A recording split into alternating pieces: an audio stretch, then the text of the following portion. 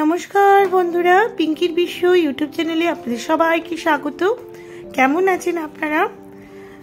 অনেকদিন কোনো ব্লগ আনতে পারিনি। অ্যাকচুয়ালি আমি তো চেন্নাই ছিলাম না, জানেন। ফিরেছি শনিবার দিন বিকেলবেলায়।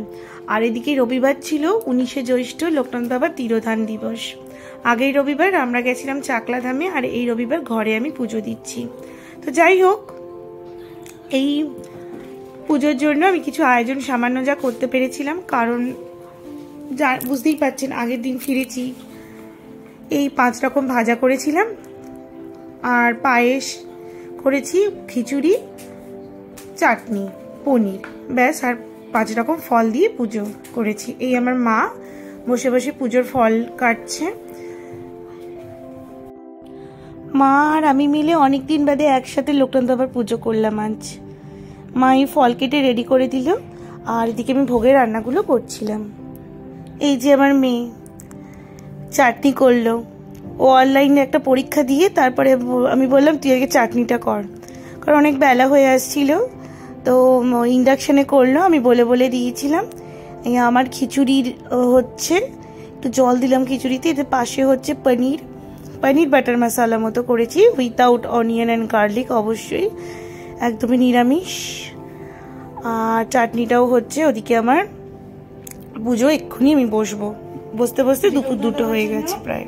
মা এনেছে মুরগি আর বাতাসা, খিচুড়ি, পনির, 5 রকম ভাজা, চাটনি, পায়েস, আমৃতি, মাজা আর 5 রকমের ফল। লোকনাথ বাবার পাঁচালি বইটা আমার কাছে ছিল না, তাই জন্য ওই নেট থেকেই আমি পাঁচালি মন্ত্রটা দুটোই আমি এখান থেকেই পড়েছি। লোকনাথম কল্পতরুম ওম নমঃ শিবায় শান্তায় কারণত্রয় হিতবে নিবেদয়ামি চত্বারং জ্যোতিস্তাতক পরমেশ্বর। নমস্তে গুরু রূপায়, নমস্তে ত্রিকাল দর্শিনী, নমস্তে শিব রূপায় ব্রহ্মত্বরে নমো নমো। জয় বাবা লোকনাথ, জয় মা লোকনাথ, জয় শিব লোকনাথ, জয় ব্রহ্ম লোকনাথ, জয় গুরু লোকনাথ। ওম শান্তি, ওম শান্তি, ওম শান্তি।